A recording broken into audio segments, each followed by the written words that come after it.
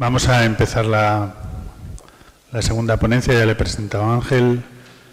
Lo repito, es Ángel Menéndez Resac, catedrático emérito de Derecho Administrativo en la Universidad de Madrid. Es un excelente profesor y jurista y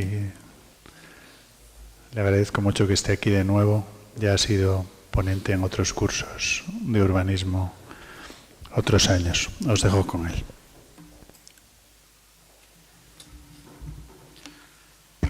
Muchas gracias, Francisco. Buenas tardes.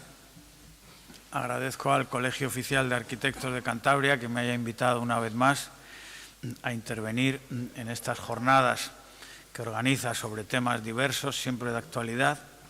Yo creo que esta es la tercera vez seguida que vengo y mientras me invitéis seguiré viniendo, ¿no? Porque me encanta venir a Santander, o sea que por mi parte ningún problema. La pregunta es: ¿qué hace un catedrático recientemente jubilado de la Universidad Autónoma de Madrid hablando de la Ley de Urbanismo de Baleares? Pues la respuesta es bastante sencilla, ¿no? Hace aproximadamente 2 años, un poco menos de 2 años, el director general de Ordenación del Territorio, Luis Corral, que acaba de intervenir, me llamó para que colaborara con él y con Gerardo Roger Fernández en la elaboración de ese que entonces era un borrador de anteproyecto de lo que sería la Ley de Urbanismo de Baleares, aprobada en diciembre de 2017. Para mí ha sido una experiencia muy grata por la calidad profesional y humana de mis colegas partícipes en este proyecto y también porque me ha permitido repasar y actualizar toda una serie de conocimientos que inevitablemente pues, se van quedando desfasados. Entonces he disfrutado, hemos sacado adelante con algunas dificultades, ¿no? Porque siempre pues, hay muchos problemas que surgen, ¿no? El que él ha citado de los convenios de planeamiento, ¿no? Pues estaba tomada la decisión de suprimirlos, ¿no? Como se ha hecho en otras comunidades, porque los convenios de planeamiento son muy peligrosos, no nos engañemos, ¿no? El instrumento en sí pues está bien, ¿no? Pero claro, la utilización abusiva y perversa que se ha hecho de él muchas veces pues puede convertir el urbanismo de convenio en un urbanismo paralegal, cuando no claramente alegal, ¿no? Dando lugar a una especie de urbanismo paralelo. Bueno, entonces una experiencia muy grata, muy interesante, al final con algunas incertidumbres por las observaciones que formuló la Administración General del Estado al texto definitivo, observaciones de constitucionalidad, basadas casi todas en un prurito competencial excesivo, ¿no? Es que no cita usted la ley de puertos que dice que no sé qué, o no cita usted la ley de aeropuertos, o se han olvidado de que en la ley de expropiación forzosa, mire usted, es que en una ley autonómica o en cualquier ley no se puede hacer referencia a todas las leyes con las que hay algún punto de conexión, ¿no?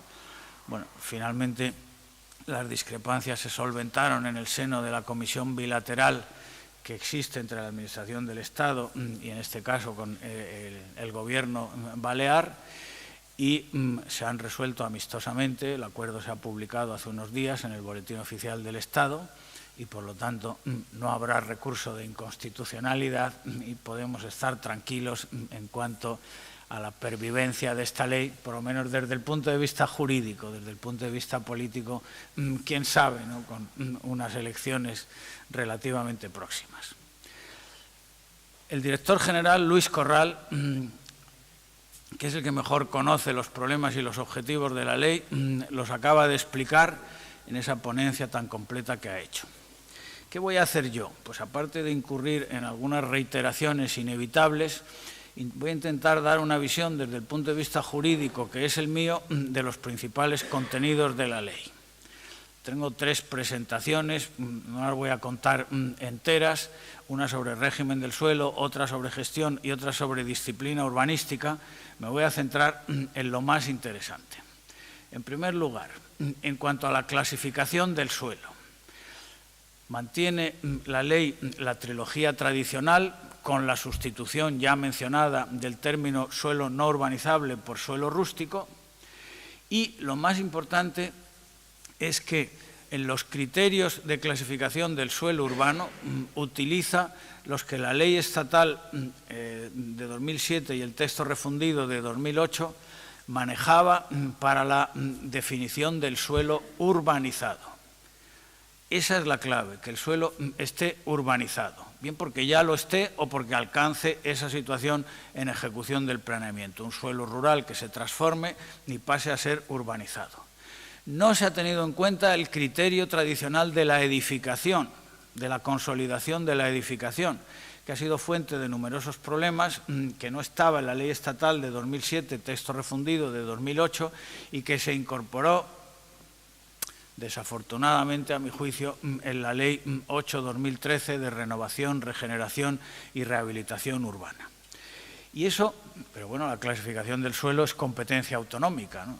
Por lo tanto, los criterios los establece el legislador autonómico, siempre respetando los de la legislación estatal sobre las situaciones básicas del suelo, que en este caso no solo se respetan, sino que se siguen fielmente. Pero esto ha tenido una consecuencia muy importante que también has destacado, Luis Corral, y que yo subrayo, y es que esta ley no acoge ya la distinción de las dos categorías de suelo urbano consolidado y no consolidado. Yo creo que esta distinción, introducida por la Ley del Suelo de 1998, ha sido una fuente permanente de problemas. Porque no hay manera de trazar una línea divisoria nítida, ¿no?, entre el consolidado y el no consolidado.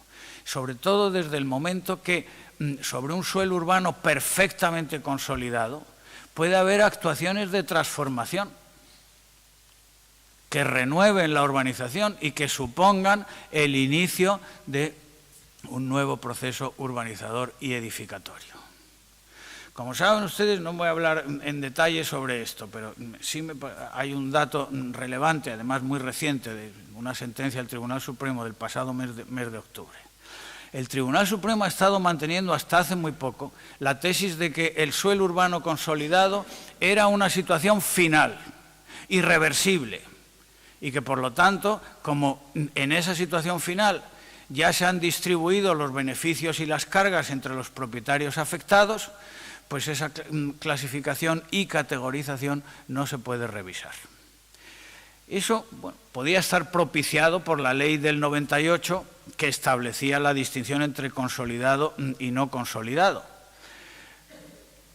Pero desde el momento en que esa ley fue derogada por la ley estatal de 2007, que cambia los criterios clasificatorios por las dos situaciones básicas de suelo, pues ya no es obligatorio que los legisladores autonómicos mantengan la distinción entre suelo urbano consolidado y no consolidado. Frente a esa tesis del Tribunal Supremo, había una crítica que, en mi opinión, muy sólida, ¿no? Y es, pero bueno, será una situación final si no se toca, si no se altera la ordenación.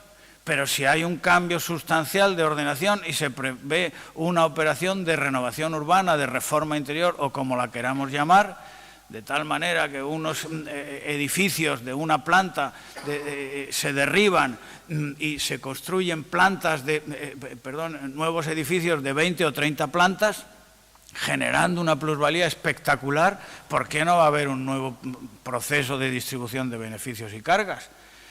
Habrá que partir del reconocimiento de la patrimonialización, del aprovechamiento que ya habían adquirido con las edificaciones existentes. Pero claro que se pueden imponer nuevas cargas en compensación con los nuevos beneficios, es decir, por la plusvalía generada por esa actuación.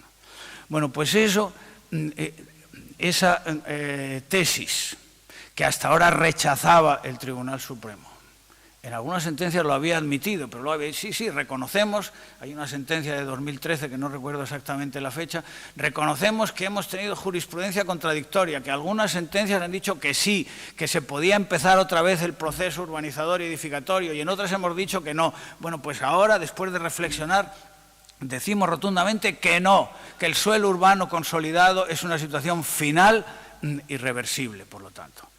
Bueno, pues una reciente sentencia del Tribunal Supremo de 18 de octubre de este año, si la memoria no me falla, cuyo ponente es, por cierto, un magistrado muy conocido en esta comunidad, César Tolosa,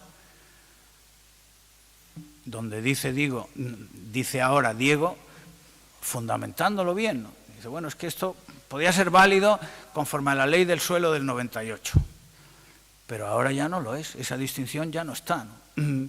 Y en las dos situaciones básicas de suelo, rural y urbanizado, se prevén actuaciones de transformación y por lo tanto puede haber una reurbanización, una urbanización nueva en suelos urbanos. Bueno, menos mal, ¿no? El Tribunal Supremo pues demuestra receptividad, aunque a veces tardíamente, ante los cambios legislativos. No hace mucho ha abandonado esa absurda distinción a efectos de valoración entre los sistemas generales que crean ciudad y los que no crean ciudad. Los que salen perpendicular, esos no crean ciudad, y en cambio los que son concéntricos, esos sí crean ciudad. Cuando los geógrafos nos han explicado que muchos pueblos y ciudades han surgido, se han desarrollado en torno a un eje de comunicación. ¿Cómo que si son perpendiculares no crean ciudad? No, bueno, lo ha abandonado, afortunadamente. Esto también lo abandona. Recomendación por mi parte en este seminario de legislación urbanística comparada. Ya va siendo hora de que las leyes autonómicas abandonen la distinción entre suelo consolidado y no consolidado, que la hemos asumido como un dogma.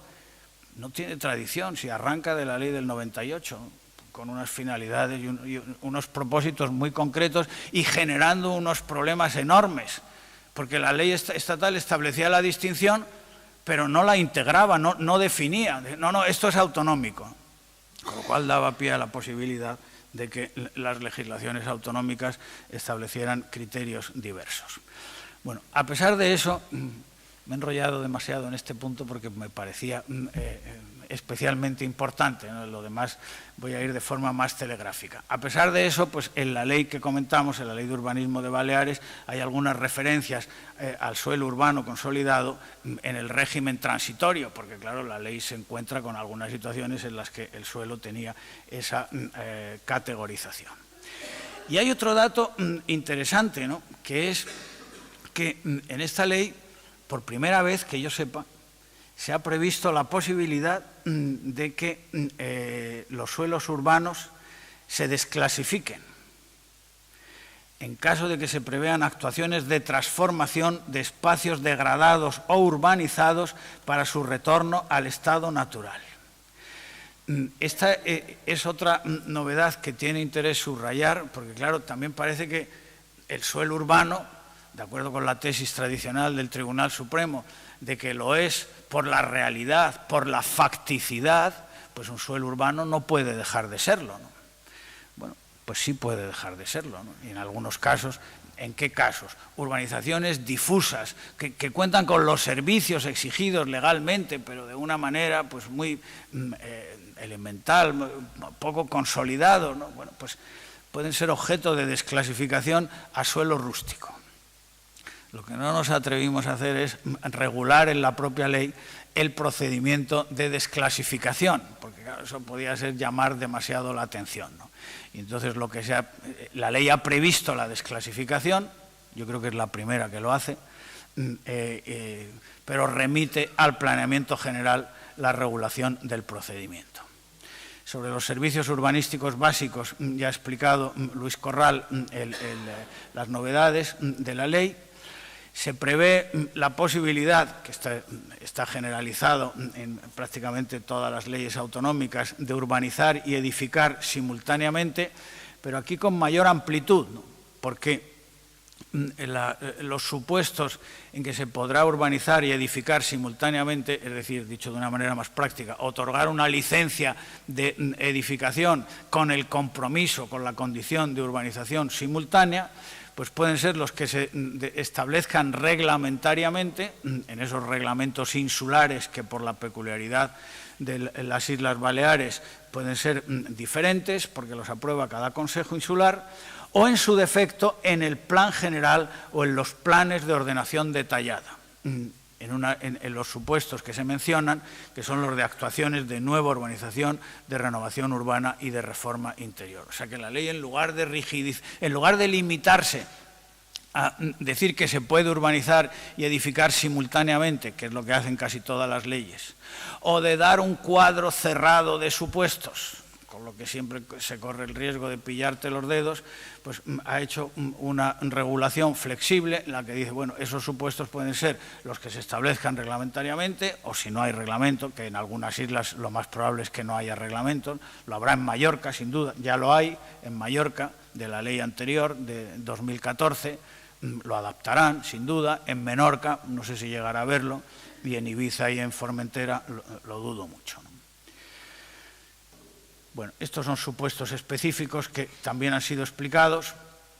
En cuanto al suelo urbanizable, dice la ley que lo constituyen los terrenos que el planeamiento general municipal clasifique así porque los considera adecuados para garantizar el crecimiento y las necesidades de la población y de la actividad económica. Dos observaciones. Primera, la existencia del suelo urbanizable es potestativa, no es obligatoria. Por lo tanto, puede haber municipios que no tengan suelo urbanizable y no estarán incumpliendo nada. Segunda, muy importante, cuando los planes prevean suelo urbanizable, tienen que justificarlo. Aquí estamos en los antípodas de la ley estatal 698 que antes he citado, que era la del todo urbanizable. Todo es urbanizable, salvo que existan razones para preservar los terrenos del proceso urbanizador.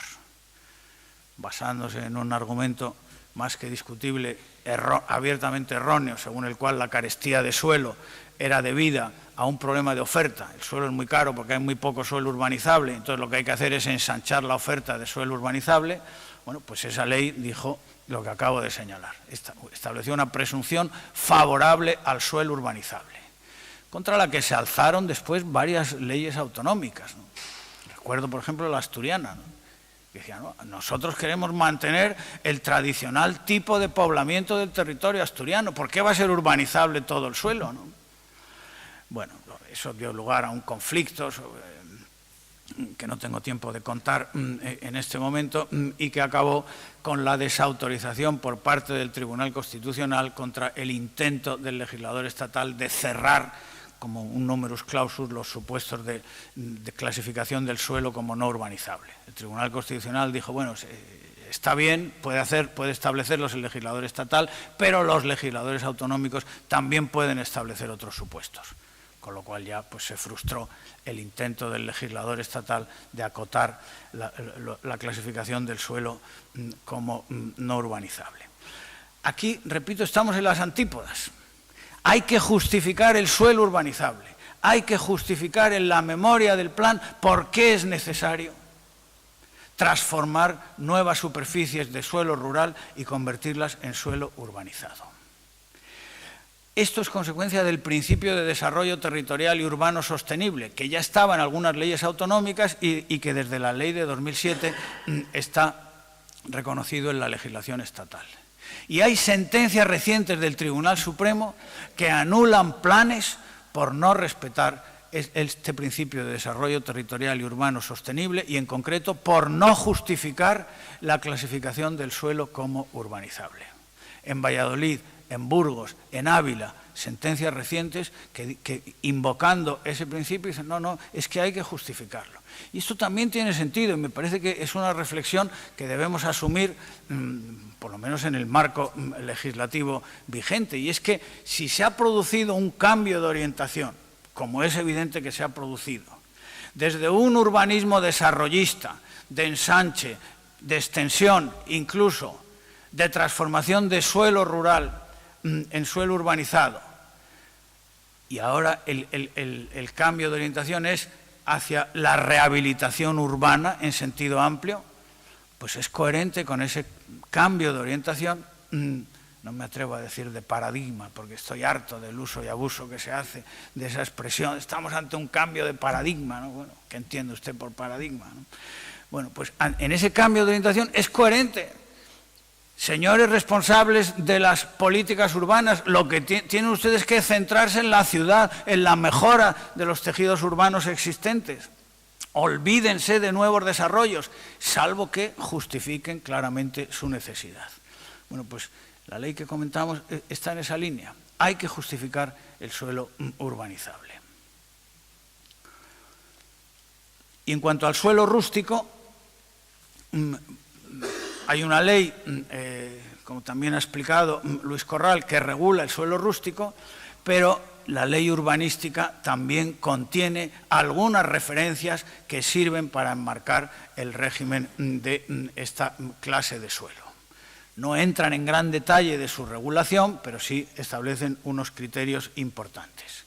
Tendrán esa consideración los terrenos que el planeamiento general preserve de los procesos de desarrollo o transformación mediante su ordenación y la protección de los elementos de identidad que les caracterizan en función de sus valores, agrícolas, forestales, etc. También los terrenos no clasificados expresamente como urbanos o urbanizables por el planeamiento urbanístico general.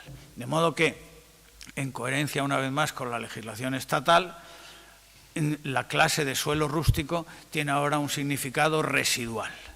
El suelo que no esté clasificado como urbano o como urbanizable es suelo rústico. Por cierto, que también aprovecho para recordar que, de acuerdo con la legislación estatal, el suelo urbanizable es un suelo rústico. Está en la situación básica de suelo rústico y pasará a la de urbanizado, a la otra situación básica cuando se transforme. Dentro de esa clase, pues la ley balear distingue las dos categorías tradicionales de suelo rústico protegido y suelo rústico común, que tiene consecuencias, lógicamente, en cuanto a las posibilidades de utilización. Un tema muy controvertido, como ocurre en esta comunidad, ¿no? y en muchas, ¿no? Quizás salvo en las dos Castillas y en Andalucía, que no tienen una población diseminada, ¿no? sino que son poblaciones grandes o muy grandes. El tema de los núcleos rurales es una cuestión pues, que muy difícil de tratar. Aquí, la ley urbanística de Baleares se ha dado un giro radical en relación con la anterior. Porque la anterior, la ley de ordenación y usos del suelo de 2014, los núcleos rurales se asimilaban al suelo urbano, tenían la consideración de suelo urbano. En cambio, en la nueva ley tienen la consideración de suelo rústico. En Galicia, como saben ustedes, ha habido aquí una ponencia la semana pasada sobre esto, desde hace bastantes años acuñaron una clase especial que es la del suelo de núcleo rural. Una especie de tertium genus, ¿no? ni rural ni urbano, un suelo específico de núcleo rural. Bueno, es opinable, ¿no? El vaso medio lleno, medio vacío, tal, pues tienen una parte de urbano, pero están en el medio rural. Aquí ha predominado la consideración como suelo rural. Y se hace una distinción entre núcleos rurales tradicionales y núcleos ordinarios. El planeamiento general tendrá que delimitar esos núcleos, incluyéndolos en alguna de estas dos categorías. Pero la ley prohíbe expresamente que se incluyan en esas delimitaciones asentamientos situados en dominio público, por ejemplo, barrios que ocupan el dominio público marítimo terrestre, como ocurre en ocasiones, ¿no?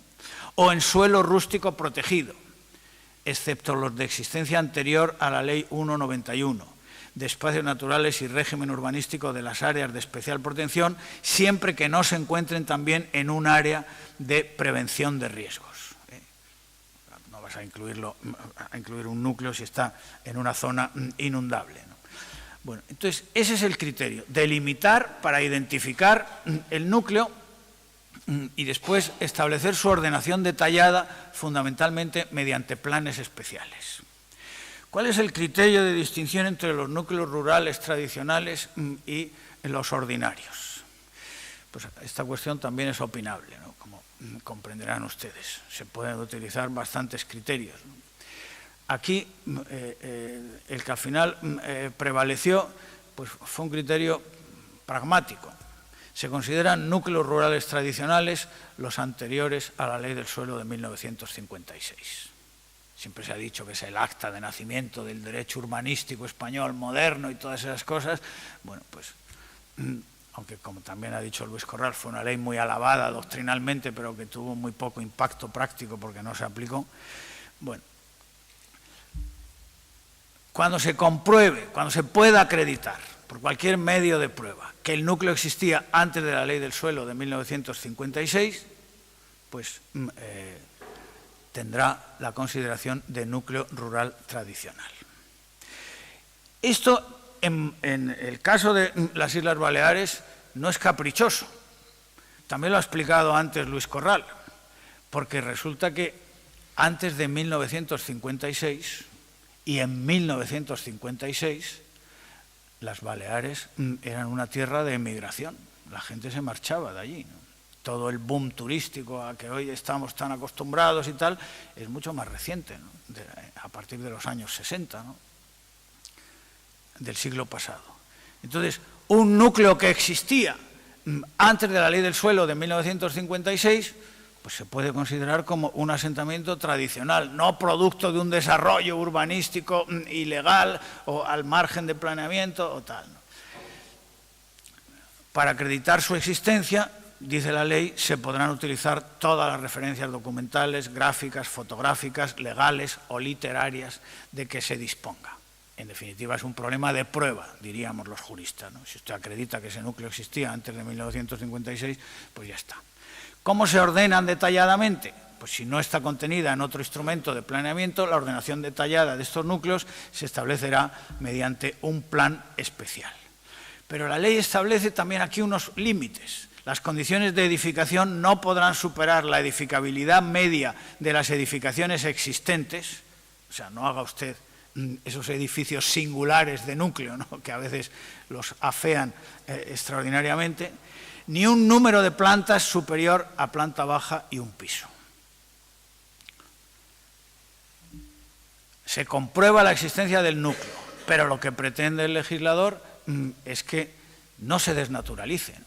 Y sobre todo en esa línea que no empiecen a surgir tipologías edificatorias que no son propias de núcleos rurales, que eso es lo que ha desnaturalizado estos núcleos en muchos casos. La otra categoría, núcleos rurales ordinarios, se definen como asentamientos reconocidos y delimitados en los instrumentos de ordenación territorial o en su defecto en los de planeamiento urbanístico general anteriores a la entrada en vigor de la presente ley, que se regirán por lo que establecen esos instrumentos o, en su caso, el planeamiento especial de desarrollo.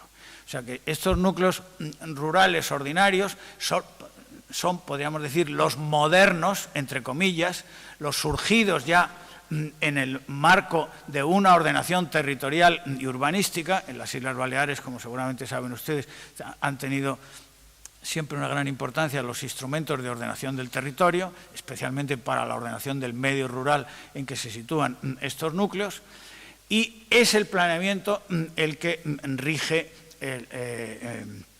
las posibilidades de utilización. Otro dato importante, para mantener los núcleos como tales, también aquí se establece un criterio para controlar la edificación, ¿no? Los parámetros urbanísticos de la edificación no podrán superar la edificabilidad media ni la altura media de las edificaciones existentes ni un número de plantas superior a baja y piso. Lo mismo, por lo tanto, mismo criterio que los núcleos rurales tradicionales. Y para evitar distorsiones, bueno, un núcleo en el que hay mucha presión, pues irá creciendo, ¿no? Porque los que tienen una casa de esas características, pues querrán hacer 4 pisos, levantar más alturas, etcétera. Se prohíbe. Las revisiones o modificaciones de los planes no podrán atribuir en ningún caso a estos núcleos la clasificación de suelo urbano. O sea que la ley reconoce e identifica la existencia de núcleos rurales, pero quiere mantenerlos como tales, garantizando que tengan los servicios urbanísticos necesarios para una digna calidad de vida en esos núcleos, pero evitando su transformación más o menos espúrea, con la cobertura del planeamiento, diciendo, bueno, esto ya se ha desarrollado tanto que es urbano. Eso en principio, legalmente no es posible. Los criterios de ordenación detallada también se remiten a un plan especial que se dirigirá, dice la ley, hacia la congelación del asentamiento, entendida como el mantenimiento de sus edificaciones en su configuración actual. O sea, el criterio, por lo tanto, a mí me parece interesante. No se resuelven todos los problemas, desde luego, pero el criterio pues, es interesante. Primero, identificar los núcleos para saber cuáles son. Y para que no se mezclen con otros supuestos de urbanizaciones claramente ilegales, que podrían pretender la consideración también de núcleo rural. Oiga, que yo he surgido después de la ley del 56. Bueno, ese es otro supuesto que también tiene su tratamiento, pero más en el marco de la disciplina urbanística. Identifiquemos los núcleos, ordenémoslos detalladamente mediante un plan especial, que tendrá que respetar los criterios legales, las normas de aplicación directa para esos núcleos, podríamos decir, establecidas en la ley. Pero con el criterio de congelar el núcleo, ¿no? Y no permitir su expansión. Sobre los tipos de actuaciones, ya ha enunciado Luis Corral la tipología que establece la ley, que desde luego fue bastante trabajada, y ahora omito la referencia a ella porque la haré enseguida en el marco de la gestión. Sobre los derechos y deberes de los propietarios no hay grandes novedades en la ley balear. Son los conocidos en otras leyes autonómicas y, en definitiva, en la legislación estatal, porque, claro, aquí hay unos derechos y deberes que son inherentes a la condición de propietario, que forman parte del Estatuto de la Propiedad, y otros derechos, otro conjunto de derechos y deberes que es inherente al Estatuto de la Promoción, que fue otra de las grandes novedades de la Ley Estatal de 2007, separar el Estatuto de la Propiedad, que es el que siempre había estado en el centro de la regulación del suelo en España, del Estatuto de la Promoción, y por lo tanto deslindar los deberes de la propiedad y los deberes de la promoción. Bueno, pues aquí, en coherencia con la legislación estatal, los derechos y los deberes siguen también esa distinción. En suelo urbano, los propietarios tienen el derecho a edificar y a promover los instrumentos de planeamiento y gestión necesarios para hacerlo efectivo cuando estén incluidos en actuaciones de transformación. Deberes: completar la urbanización en los términos también requeridos por la actuación de que se trate, ¿no? En suelo urbano normalmente pues serán actuaciones de dotación o edificatorias que pueden conllevar, lo veremos enseguida, alguna incidencia sobre la urbanización. En suelo urbanizable, pues la situación conocida. Mientras no se transforme, derecho a usar los terrenos conforme a su naturaleza rústica. Y derecho a consultar a las administraciones competentes sobre los criterios y las previsiones de la ordenación urbanística sobre las obras que se ejecutarán para asegurar la conexión con las redes generales de servicio y, en su caso, las de ampliación y refuerzo de las existentes. Naturalmente, este derecho de consulta es con vistas a la transformación del suelo. ¿Qué efectos tiene la consulta? Pues aquí, en la ley del 98, la regulación era bastante rígida, ¿no? para los legisladores autonómicos. Ahora hay mucha más flexibilidad y dentro de esa flexibilidad el legislador balear ha optado por decir que la respuesta a la consulta tiene carácter informativo, se da un plazo de 2 meses para contestarla, pero el transcurso de ese plazo en ningún caso se puede considerar como estimatorio. La ley dice mejor, porque claro, aquí hablar de si haces una consulta, ¿cómo se puede hablar de silencio positivo o negativo? Si haces oiga, ¿qué obras de conexión tendría que hacer para tal? No te pueden decir sí o no. No se puede interpretar silencio positivo o negativo. Entonces, yo creo que la ley, con acierto, no usa esa expresión. Dice, el transcurso del plazo de 2 meses sin contestación expresa no generará ningún efecto favorable respecto de los términos de la consulta. O sea, señor consultante, no puede usted, del silencio de la Administración, que siempre es una perversión, pero no puede usted deducir asentimiento a lo que usted planteaba en la consulta. Claro, aquí el problema está en si se evacúa la consulta y te dan una contestación, la que sea, y después la Administración altera esos criterios y las previsiones que manifestó en la consulta, ¿qué pasa? Aquí hay dos cuestiones. Primera cuestión, ¿puede alterar la contestación que dio en la consulta? Respuesta, sí, motivadamente. La alteración estará expresamente motivada. Lo he puesto ahí en negrita, ¿no? Segunda pregunta, ¿tendrá derecho a indemnización? Porque claro, aquí está en juego el principio de confianza legítima, ¿no? Él ha consultado, no ha actuado por su cuenta, ha consultado, la administración urbanística le ha dicho, pues esto, mis previsiones son estas, y después se alteran esas previsiones. Pues por eso la ley dice, también con buen criterio, que se puede alterar motivadamente el contenido de la consulta, pero sin perjuicio del derecho de indemnización que pueda derivar de la elaboración de los proyectos necesarios que resulten inútiles, en definitiva, por aplicación del régimen general de responsabilidad patrimonial de las administraciones públicas.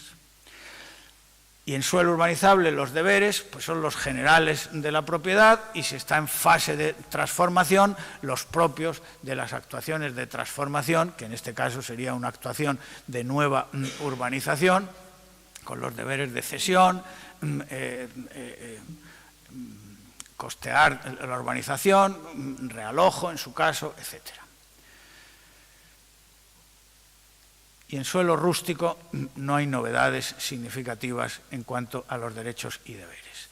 En conclusión, respecto de este punto del régimen del suelo, en mi opinión, aunque no soy parcial, pues la nueva ley contiene una regulación más clara, más completa y también más justificada, ¿no?, que la de la ley anterior, porque claro, considerar los núcleos rurales como suelo urbano es que ya estás induciendo la transformación y la desnaturalización de esos núcleos desde el momento que le das esa consideración, ¿no? En cambio, si lo consideras suelo rústico y estableces unos criterios, los que hemos visto en síntesis, para mantener las características del núcleo, pues eso es otra cosa, sin perjuicio naturalmente de que haya transformaciones de suelo que pasen a ser una nueva parte de la ciudad existente, de acuerdo con el planeamiento en vigor.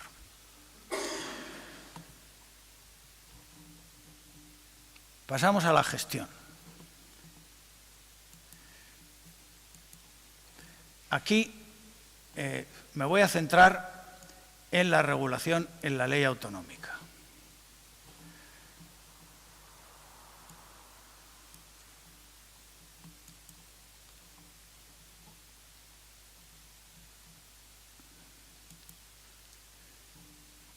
Esto todavía no es.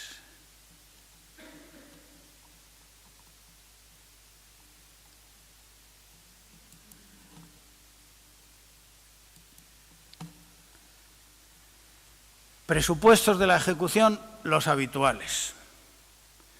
Se requiere la aprobación del instrumento de ordenación más detallado exigible según la clase de suelo de que se trate.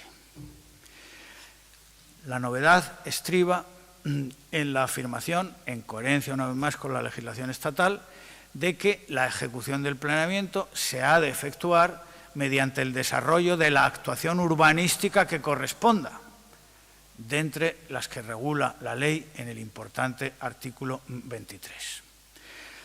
Hablaremos enseguida de estas actuaciones. La ejecución tiene, como sabemos, dos facetas, ejecución material y jurídica. La ejecución material es la transformación mediante las obras de urbanización con arreglo al correspondiente proyecto, o en su caso, proyecto de dotación de servicios o proyecto de obras ordinarias, que es una modalidad que últimamente está resurgiendo y está adquiriendo bastante predicamento en la legislación autonómica. Mientras que la ejecución jurídica pues es la distribución de beneficios y cargas, mediante la técnica de la reparcelación. Pero me he dejado por el camino los tipos de actuaciones que yo quería comentar, y vuelvo ahora sobre ellas. Hay tres tipos de actuaciones: edificatorias, de transformación urbanística y aisladas. Las actuaciones edificatorias afectan a una sola parcela, a una única parcela, en suelo urbano o rústico. También puede haber una actuación edificatoria en suelo rústico, ¿no?, para renovar la edificación existente. Con alguna de las siguientes finalidades. La edificación, que podrá incluir simultáneamente y en su caso la compleción de algún servicio urbanístico, por tanto una actuación meramente edificatoria, también puede afectar a la urbanización, especialmente cuando no esté completa. Para edificar tendrás que completar la urbanización. ¿Se acuerdan ustedes al ver los deberes en suelo urbano? El primero, deber de completar la urbanización. Segunda finalidad posible, la rehabilitación edificatoria. Tercera, la sustitución de la edificación preexistente. Estos son los tres fines posibles de las actuaciones edificatorias. Segundo grupo o tipo de actuaciones, de transformación urbanística. Estas afectan a un conjunto de parcelas localizadas en suelo urbano o urbanizable. Y pueden ser de nueva urbanización, de renovación urbana, de dotación, de reforma interior, y esta última se denominará actuación de regeneración urbana cuando suponga la intervención en zonas de vulnerabilidad social generalizada. Episodios de chabolismo o de infravivienda que se pretenden erradicar, según la ley, se denominará actuación de regeneración urbana. Vamos a ver con un poco más de detalle cada uno de estas especies de actuaciones de transformación.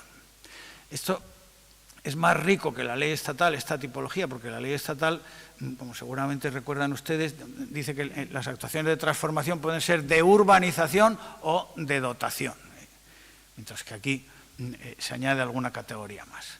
La actuación de nueva urbanización es la que habilita para la completa transformación de la situación rural, de su situación originaria rural, a la final de suelo urbanizado. Se confirma aquí, como se ve lo que he dicho antes, un suelo urbanizable es un suelo rural, en su situación inicial es un suelo rural que va a pasar a la situación final de suelo urbanizado. Se va a transformar mediante esa ejecución material de las obras de urbanización y también la correspondiente ejecución jurídica mediante la reparcelación. ¿Cuál es el ámbito de estas actuaciones de nueva urbanización? Pues es el de un sector de suelo urbanizable que habrá que delimitar en el plan general.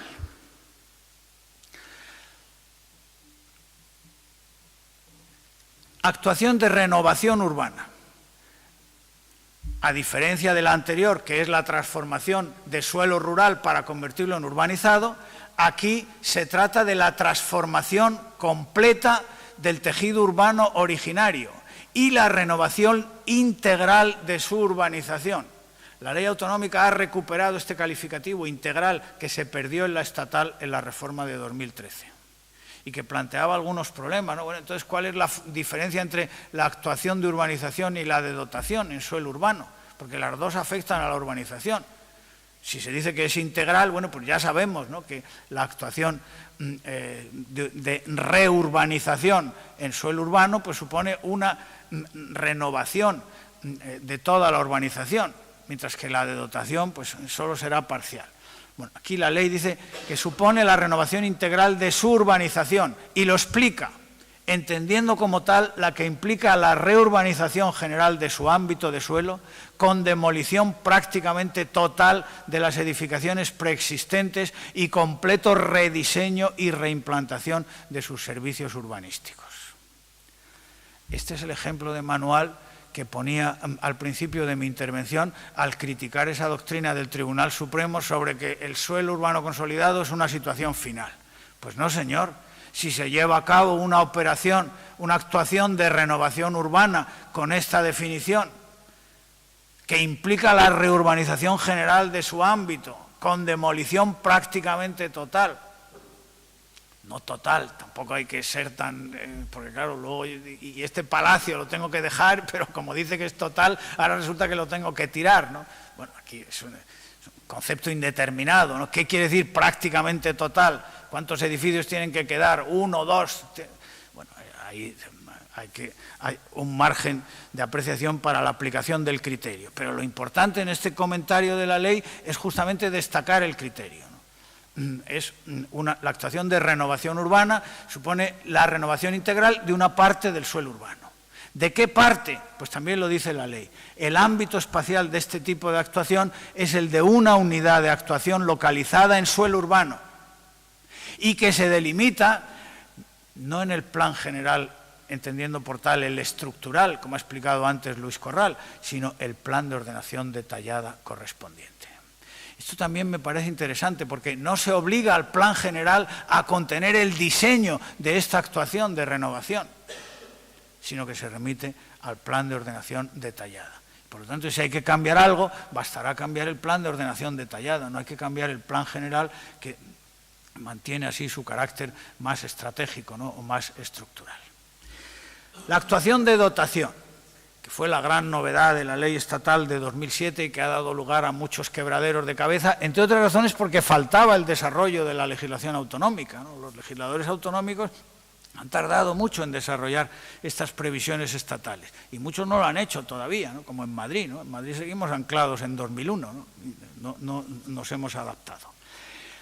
Según la Ley de Urbanismo de Baleares, la actuación de dotación es la que habilita para la obtención en el suelo urbano de parcelas dotacionales en proporción a los incrementos de aprovechamiento que el planeamiento atribuya a determinadas parcelas concretas, siempre que no precise de la reforma integral de la urbanización. Bien, no digo que todo sea nítido, porque he comentado hace unos minutos que todos los tipos de actuaciones pueden afectar a la urbanización, incluso las edificatorias. Pueden incluir la compleción de la urbanización. La actuación de dotación afecta a la urbanización, pero no supone su reforma integral. Y la actuación de renovación urbana, que así supone la renovación integral de la urbanización. ¿Dónde está la línea divisoria? Pues si ustedes, arquitectos, con su formación más técnica me lo dicen, estaré encantado, bueno, los juristas en general estaríamos encantados porque resolverán un problema de interpretación que puede ser serio en algunos casos, ¿no? ¿Hasta dónde puede llegar la renovación de la urbanización en una actuación de dotación? Porque no sea integral o alguien considere que ya es integral y por lo tanto no se puede configurar como actuación de dotación, sino como actuación de renovación urbana. Pues no lo sé, no hay una línea divisoria nítida, pero el criterio legal sí está, ¿no?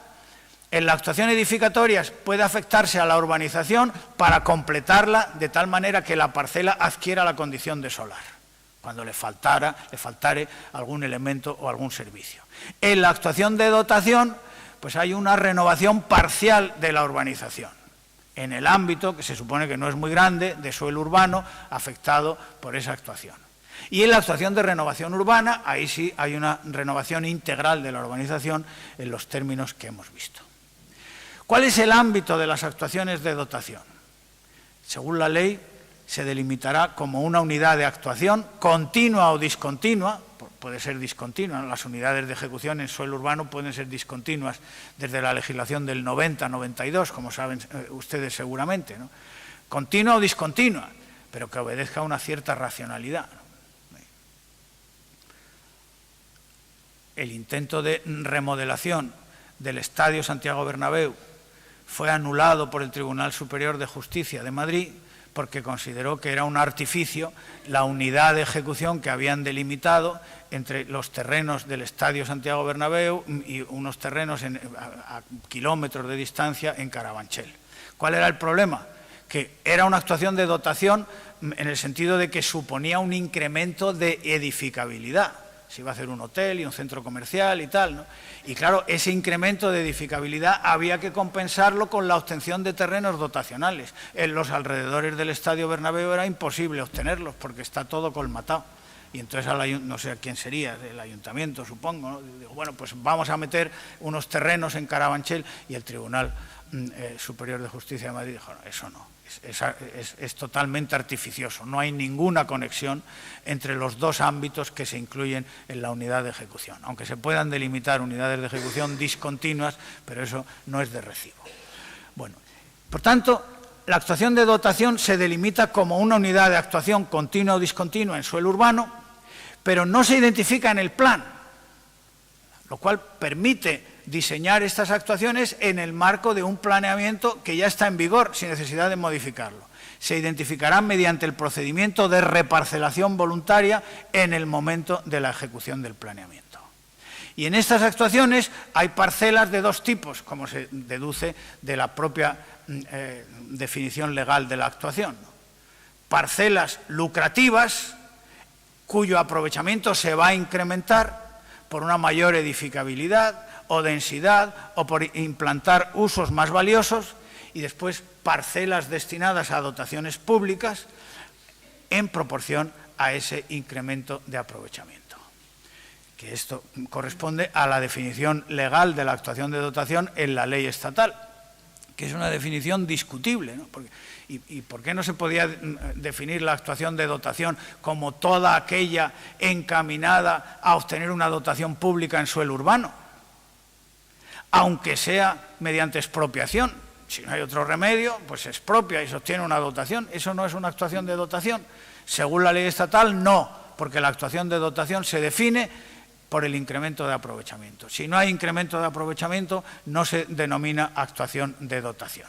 Y eso es lo que nos llevó a incluir, ahora vuelvo sobre el tipo de actuación que me queda, a incluir en las actuaciones aisladas pues una nueva situación, que es justamente las actuaciones dirigidas a la obtención de dotaciones públicas en suelo urbano que no tengan la consideración de actuaciones de dotación por no existir un incremento del aprovechamiento urbanístico. El ayuntamiento va a expropiar un terreno para hacer una placita o para un hospital o lo que sea, ¿no? Una dotación pública. Bueno, expropia. No hay incremento de aprovechamiento de ninguna parcela lucrativa, ¿no? Se obtiene el suelo a golpe de expropiación, de una manera onerosa. Bueno, pues eso lo hemos configurado como una actuación aislada junto a la otra actuación aislada tradicional, que era la ejecución directa de sistemas generales o alguno de sus elementos en cualquier clase de suelo. Bien, y para terminar las especies de actuaciones en suelo urbano, hemos visto la actuación de urbanización, que se llama de renovación urbana, la de dotación, y ahora nos queda la de reforma interior, que, dice la ley, habilita para la modificación, renovación y reurbanización de un ámbito concreto de suelo urbano y puede contener a su vez otros tipos de actuaciones urbanísticas, excepto las de nueva urbanización. Es decir, una actuación de reforma interior es una macroactuación que puede contener actuaciones de renovación urbana o de dotación, y naturalmente no puede contener de nueva urbanización, porque las de nueva urbanización, por definición, son la transformación de suelo rústico o suelo rural en urbanizado, y por lo tanto eso no cabe en un suelo que ya está urbanizado. El ámbito de este tipo de actuación requerirá su delimitación geométrica en el suelo urbano del plan general. Aquí sí el plan general, porque claro, estas son actuaciones muy importantes, ¿no? Y su ordenación detallada se establecerá mediante la formulación de un plan especial de reforma interior. Por lo tanto, el plan general delimita el ámbito para este tipo de actuaciones y la ordenación detallada mediante lo que llamaríamos en la terminología tradicional un PERI. Ya hemos visto que cuando el ámbito de estas actuaciones de reforma interior afecte a zonas de vulnerabilidad social generalizada, se denominará actuación de regeneración urbana. Esta es una cuestión semántica, terminológica, que no tiene consecuencias en cuanto al régimen jurídico del tipo de actuación que se va a llevar a cabo en ese ámbito. Bien, y ahora ya sí pasamos a una síntesis rápida de las modalidades de ejecución del planeamiento en la ley autonómica. Ha reducido los sistemas a dos, aunque hay variantes. Primero, la reparcelación, con dos modalidades, compensación y cooperación, y después expropiación. La expropiación puede ser sistemática, es decir, por conjuntos o por ámbitos o unidades de ejecución, o bien aislada, como mecanismo de obtención de terrenos dotacionales, sistemas generales no adscritos, dice la ley, y no incluidos en actuaciones de transformación. Claro, porque si están incluidos en actuaciones de transformación, pues se obtendrán los terrenos correspondientes en el marco de la ejecución de esa actuación. ¿Qué ha hecho aquí la ley? Pues lo mismo que otras leyes, recuerdo en este momento la catalana, ¿no?, que siguió un esquema similar, ha puesto en primer término lo que es lo sustantivo de la ejecución jurídica, que es la reparcelación.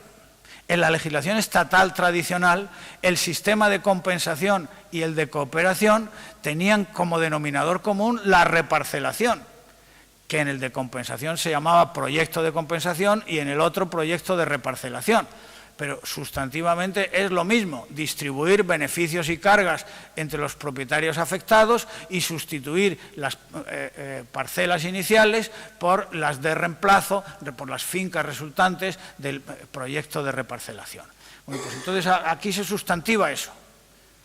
¿Cuál es el sistema? Reparcelación, que quiere decir, insisto, distribución de beneficios y cargas, equidistribución.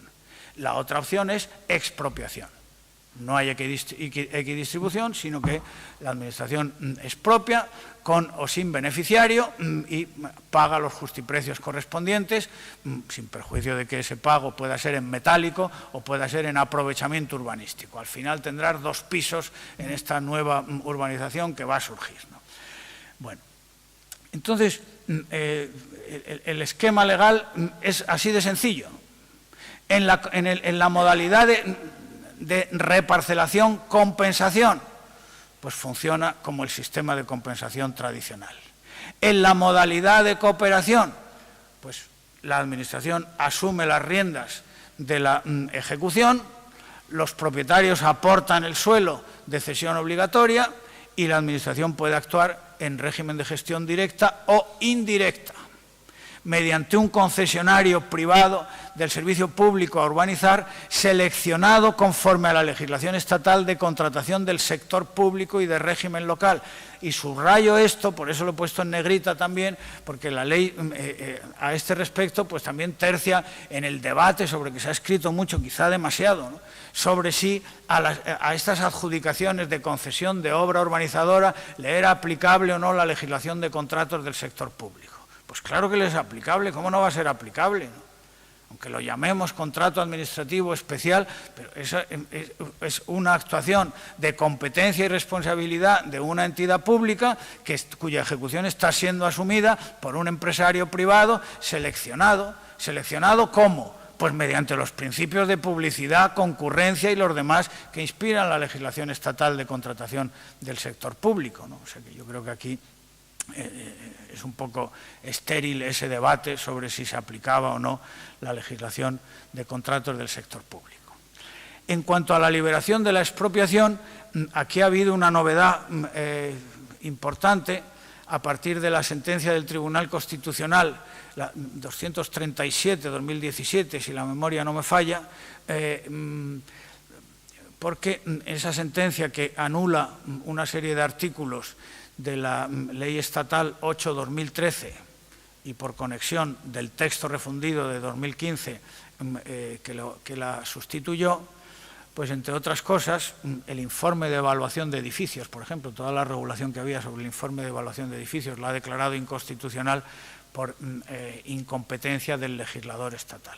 Lo cual era, permítame el paréntesis, evidente, pero si ya el Tribunal Supremo había dicho que la regulación de la ITE era competencia de las ordenanzas municipales, era materia propia de las ordenanzas municipales. Por tanto, no hacía falta ni ley autonómica, ni menos aún estatal, ¿no? ¿Qué competencia tiene el Estado para regular un informe de evaluación del edificio, para comprobar el estado desde el punto de vista técnico, desde el punto de vista de la accesibilidad universal y si se cuenta con el numerito, la letra de la eficiencia energética por si se vende o se alquila? Pues ninguna.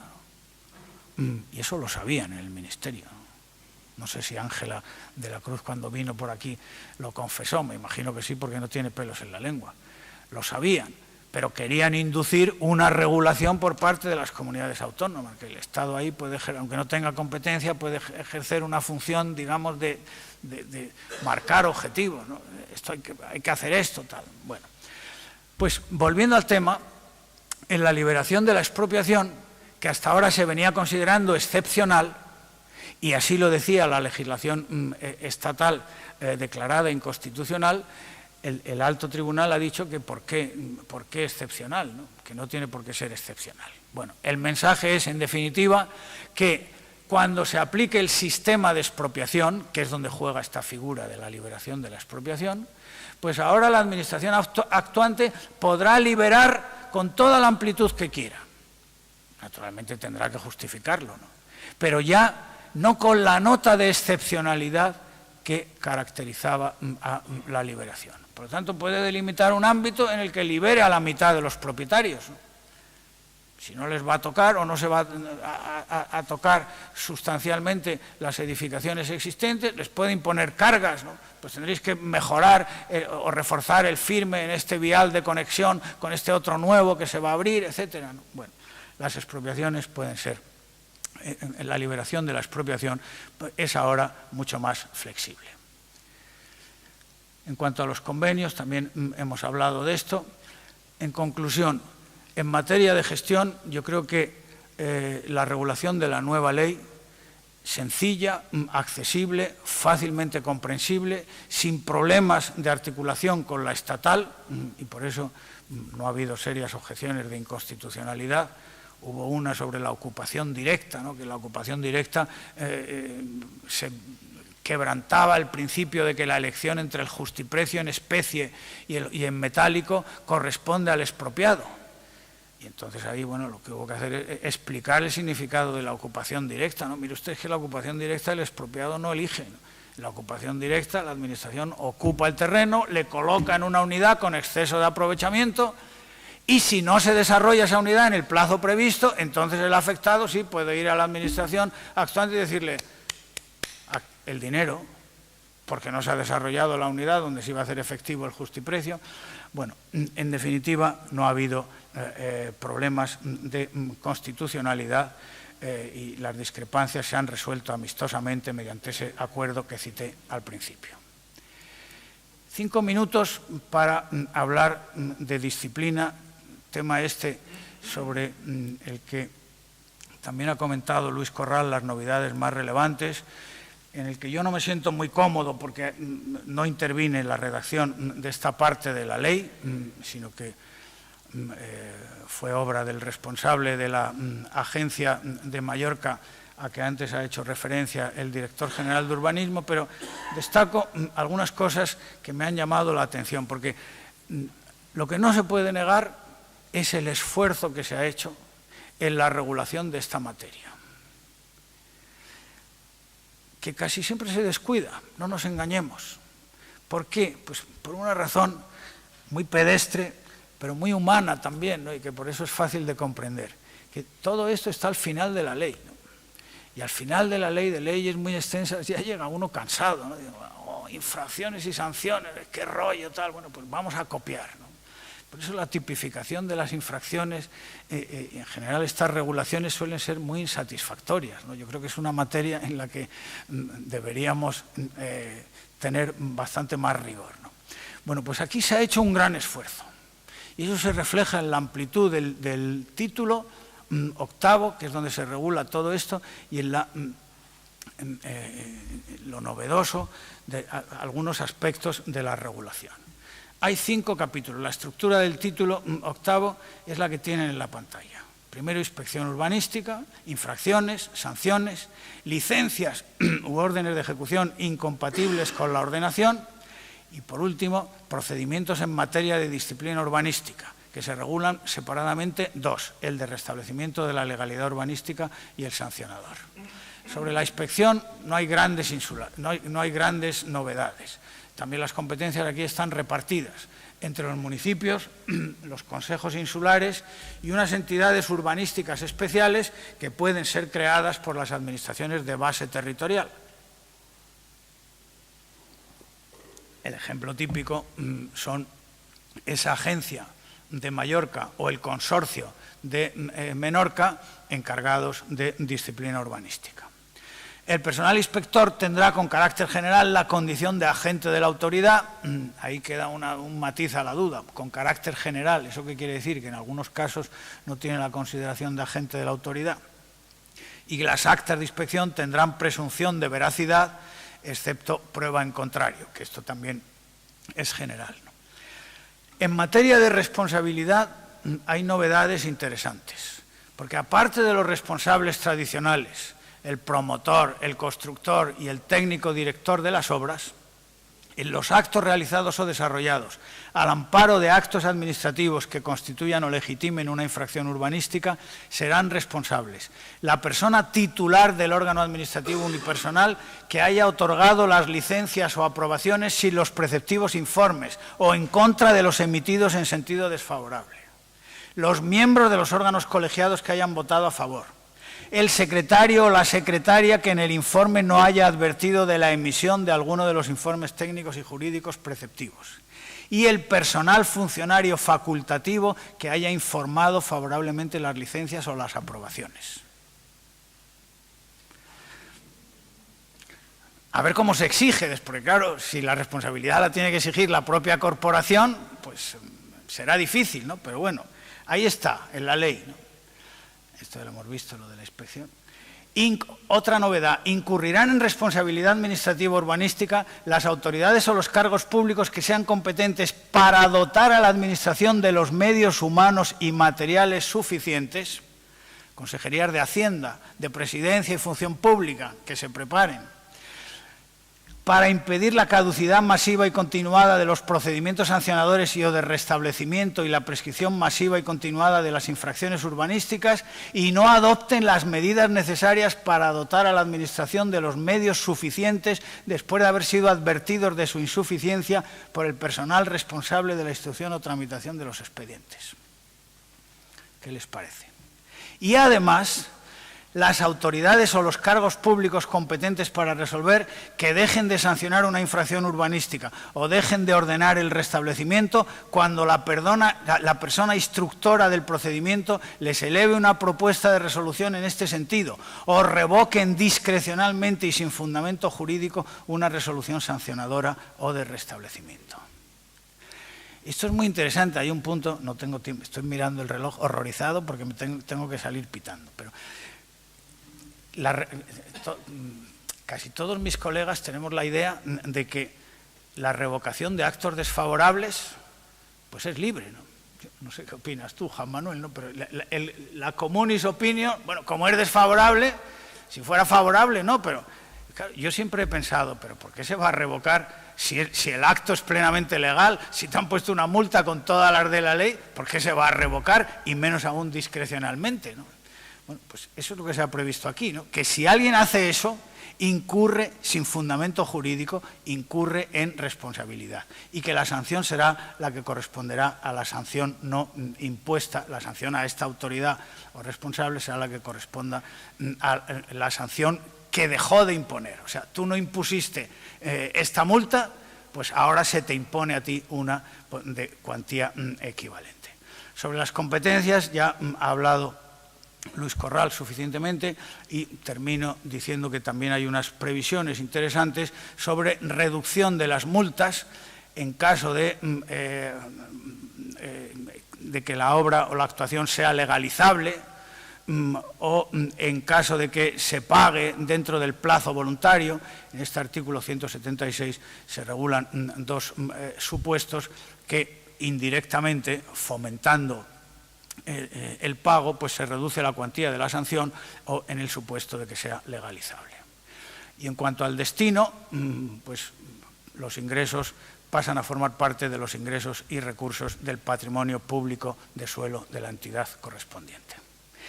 Esto es en síntesis rápida, demasiado rápida, pero creo que no me he dejado nada importante en el tintero de las novedades que me parecía que en un seminario de Derecho Autonómico comparado como este, pues se podrían destacar en esta ley que yo creo, bueno, no hay ninguna ley es perfecta, evidentemente, ¿no?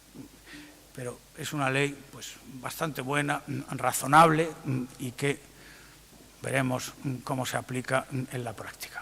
Rosa viene a buscarme, sí, y ya le dejo el marrón de la contestación a las preguntas al director general con el argumento poderosísimo de que me tengo que ir.